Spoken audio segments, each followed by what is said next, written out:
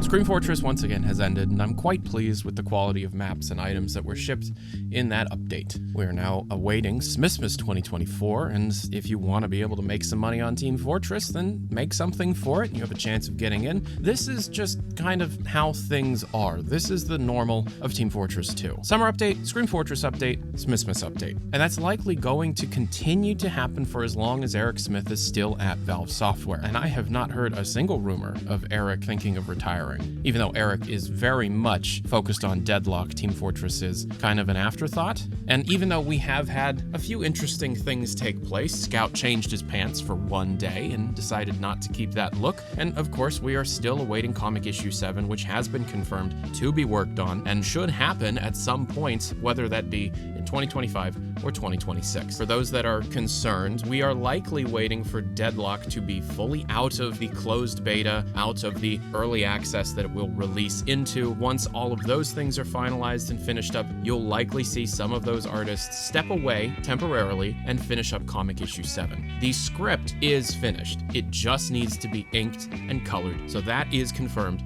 That is happening. Deadlock tells its story through visual novels that the players have some choice within to tell a choose-your-own-adventure style story, and based on how you progress through that story, the game will reward you with different cosmetics. At least that is the idea. Each of the heroes are set to have their own visual novel chapters. The chapters are unlocked through gameplay, so there's a lot that the artists are planning on doing. So you're waiting for that priority to be finished before Comic Issue 7 takes precedent. Smithmas will be releasing sometime in late November or early December, and again, this is just the new normal. So why are we talking today? For those that aren't super deep within the Team Fortress 2 workshop community, there was a workshop theming push done in the first half of this year called Tropic Crisis. The Team Fortress 2 workshop community have done these things for the last decade, where they create theming, have people create stuff within that theming, and release a pseudo update page to show off the best of that content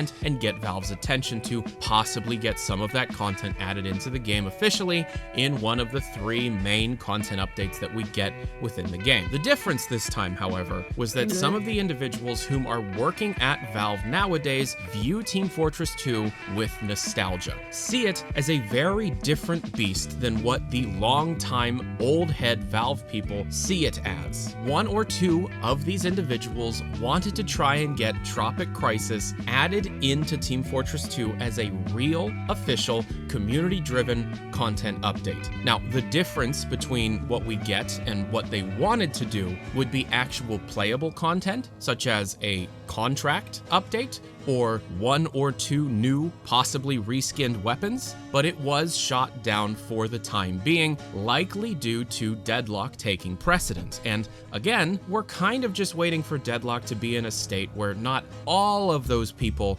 have to work on it full time. There are individuals whom have worked at Valve for far shorter period of time as somebody like Eric Smith or Robin Walker that want to see Team Fortress 2 get more love from Valve Software.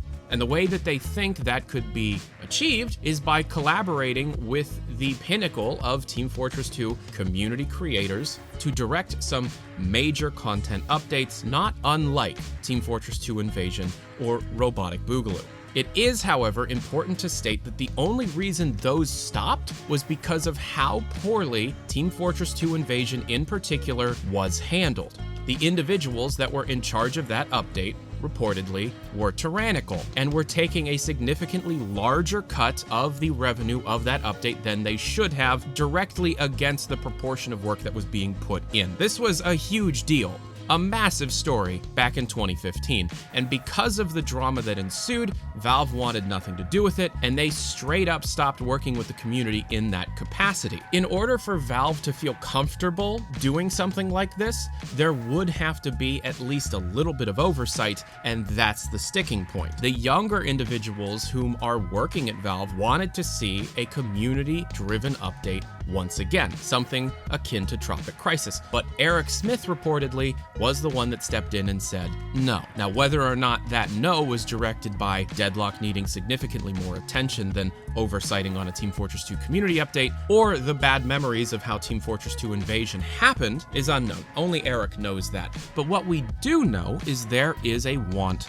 to do this. And the best way of getting Valve's attention on trying to get something like this off the ground is to have more projects like Tropic Crisis put forth, but in a way that showcases a lesser need of oversight and a lesser chance of Team Fortress 2 Invasion happening again. Because if this doesn't occur, if Valve does not allow for the community to take over a little bit more, you are going to be receiving the kinds of updates that we have been for the last 7 years. And that's fine. These updates are very good, but it would be nice to see the contractor utilized more often. Obviously, they are capable of doing that, as they do bring us temporary contracts every Halloween. But I finished my Pyrovision and Mercenary Park contracts 7 years ago. And that system, the Choose Your Own Adventure contractor system, is a hugely modular design that was excellent for long-term ease of creation. Obviously, the introduction of entirely wholly original weapon ideas due to the balancing implications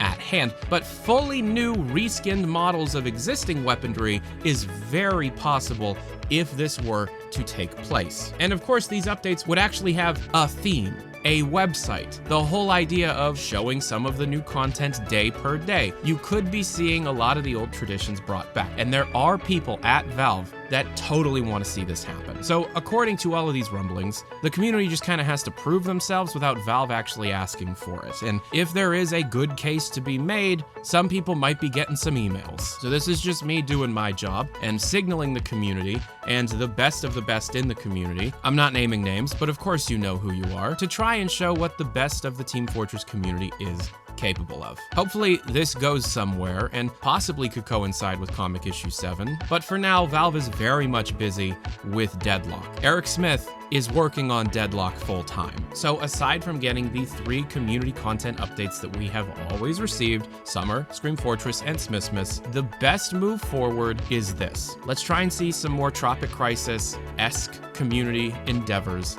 and try and make a very good case for them. If any community-created projects akin to Tropic Crisis are trying to get off the ground, I am always here. My email is tylernewsnetwork@gmail.com, and if you're one of the community organizers, feel free to reach out, and I'll try and help getting a spotlight put on those. I'm Tyler McVicker, the Passion Gamer. Thank you so much for watching, and thank you so much for being patient on, once again, another little hiatus from me. If you want to support these videos, or sometimes get your name in the credits, sometimes get to watch them early once in a while, my Patreon and Flowplane pages are down in the description below.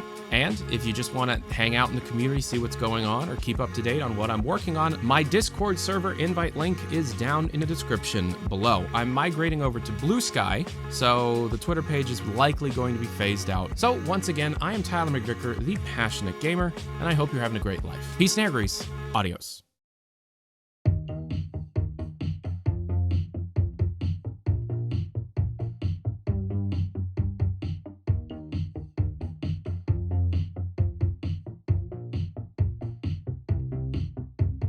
Pee and poo, pee and poo, pee and poo.